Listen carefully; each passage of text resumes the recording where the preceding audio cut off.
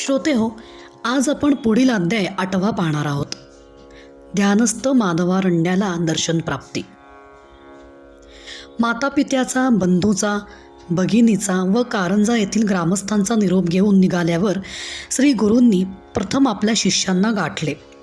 तेथून ते सर्व गोदावरी नदीचे उगमस्थान म्हणून प्रसिद्ध पावलेले त्र्यंबकेश्वर येथे गेले. त्या तीर्थक्षेत्री एक दिवस वास्तव्य करून ते नाशिकला गेले. प्रभू श्रीरामचंद्रांच्या पादस्पर्शाने पावन झालेल्या त्या पुण्यभूमीवर त्यांनी एक रात्र घालवली व मग तेथून पुढच्या भ्रमणास लागले. हिंडता हिंडता ते गोदावरीच्या काठावर वसलेल्या मांजरिका नावाच्या गावी येऊन पोहोचले. तेथे एक मुनी राहत होता. त्याचे नाव माधवारण्य होते. अयाचित भिक्षाव्रताचे पालन करीत तो मिताहारावर राहायचा. श्री नरसिंहमूर्ती हेच त्याचे दैवत होते व तो सदा त्यांच्या मानसपूजेत, भजनात, ध्यानात दंग असलेला असायचा. केव्हा केव्हा तो त्या ध्यानधारणेत इतका तल्लीन असायचा की एकदा सकाळी ध्यानाला बसला की दिवस कधी मावळला व रात्र कधी झाली याचंही त्याला भान नसे. तो सदा आपल्या इष्टदेवतेला प्रार्थना करून विनवीत असे की हे कृपानिधे, मी अनन्य भावाने तुम्हाला शरण आलो आहे. सर्वस्व तुमच्या चरणी अर्पण केले आहे. माझे असे आता माझ्याकडे काहीही नाही. हा देहसुद्धा सर्व इंद्रियांसह, मनबुद्धी विचारशक्तीसह, देहाशी निगडीत असलेल्या भावभावनांसह व सुखदुःखांच्या कल्पनांसह तुमच्या चरणी समर्पण केला आहे. माझ्या या उपासनेने तुम्ही संतुष्ट झाला असाल तर कृपाळा एकदा तुमचे सगुण दर्शन देऊन मला उपकृत करा. मला अन्य काहीही नको. मी तुमच्या सजीव दर्शनाचा भुकेला आहे. तुमच्या सुंदर सजीव कोमल चरणांवर हळुवारपणे मस्तक टेकवण्याची माझी इच्छा आहे. तुमच्या चरणसेवेसाठी हे हात व हा जीव आसुसलेला आहे. माझा विश्वास आहे की एक ना एक दिवस तुम्ही मला संतुष्ट करालच. या तुमच्या अलौकिक दर्शनासाठी मी फक्त माझी योग्यता सिद्ध केली पाहिजे. पण हे माझ्याकडून तुमच्या सहाय्याविना कसे होणार? अशा प्रकारची देवाची आळवणी तो दिवस रात्र करीत असे. श्री गुरु ज्या दिवशी त्या मांजरिका गावी प्रवेशले त्या दिवशीही त्याने ही प्रार्थना नित्याप्रमाणे केली व मानसपूजा करू लागला. पण त्या दिवशी काही विचित्रच अनुभव त्याला येऊ लागले. त्या अनुभवाने तो बैचेन झाला. त्या दिवशी काही केल्या त्याच्या देवाची, श्री नरसिंहमूर्तीची प्रतिमा त्याच्या अंतःचक्षूंपुढे स्थिर अशी राहीना. एका क्षणी श्री नरसिंहमूर्तीची प्रतिमा दिसायची तर दुसऱ्या क्षणी त्या जागी अतितेजस्वी चेहरा असलेली, हाती दंड कमंडलू घेतलेली, काखेला झोळी असणारी अशी एका यतिवर्यांची अत्यंत लोभसवाणी देखणी मूर्ती त्याला दिसत असे.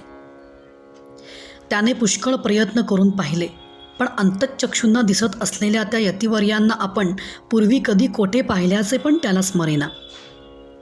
कारण त्याने त्यांना कधी पाहिलेच नव्हते व त्यांच्याविषयी कधी ऐकलेच नव्हते. पण ही त्याच्यासमोर होत असलेली रूपांची अदलाबदल सारखी चालूच राहिली व तो संभ्रमात पडला. काही केल्या श्री नरसिंहमूर्तीचे एकमेव रूप त्याचे मन व्यापेना.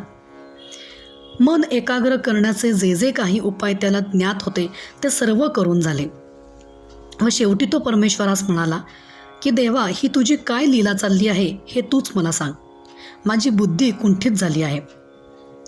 या प्रार्थनेनंतर थोड्याच वेळात ती दोन्ही रूपे एकमेकांजवळ स्थिर अशी उभी असलेली त्याला दिसू लागली. हेही नवे चित्र सरकून पुनरपी तो अदलाबदलीचा खेळ सुरू झाला. तेवढ्यात श्री गुरुदेव दत्त असे मोठ्याने त्याच्याजवळ उभे राहून उच्चारलेले शब्द त्याच्या कानी आले. त्याने झटकन डोळे उघडले व पाहतो तो जे यतिवर्य आपणास गेल्या तासभर सारखे श्री नरसिंहमूर्तीच्या जागी दिसत होते तेच यतिवर्य प्रत्यक्षात त्याच्यासमोर उभे असलेले त्याला दिसले. हे यतिवर्य आपले श्री गुरुज म्हणजे श्री नृसिंह सरस्वती स्वामी होते. माधवारण्याने ओळखले की ही परमेश्वराचीच लीला आहे.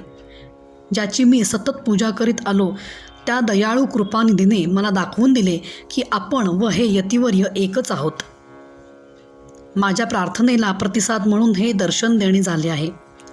या यथार्थ जाणीवेने त्याने अगदी हळूवारपणे श्री गुरूंच्या चरणास स्पर्श केला व अत्यंत विनम्र भावाने त्यांना वंदन केले.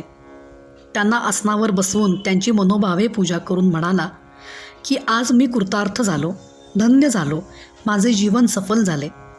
तुमच्या दर्शनाची अनेक वर्षे बाळगलेली मी मनीची आस आज पूर्ण झाली. योग्यांनाही तपस्व्यांनाही दुर्लभ असे दर्शन देऊन मला कृत्य केलेत.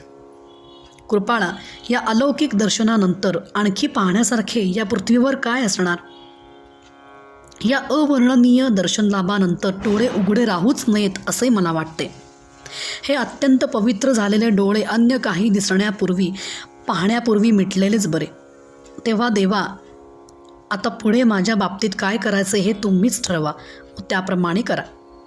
मी तर सर्वस्वाचे दान पूर्वीच तुमच्या चरणी वाहिलेले आहे. ही त्याची तळमळीची प्रार्थना ऐकून श्री गुरु म्हणाले, तुझ्या भक्तीने व नित्य प्रार्थनेने श्री नरसिंहमूर्ती संतुष्ट झाले आहेत. आता तुला ब्रह्मलोक प्राप्त होणार यात तिळमात्र शंका नाही.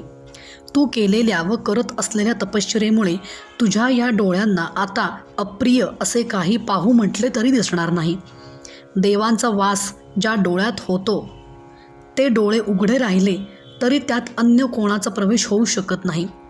तेव्हा तू निश्चिंतपणे तुझ्या ध्यानधारणेत नित्याप्रमाणे रममाण होऊन राहा. तुला लवकरच पुन्हा श्री नरसिंहमूर्तीच्या रूपात ईश्वर दर्शन होईल असे सांगून श्री गुरु तेथून निघाले. श्री गुरुदेव दत्त.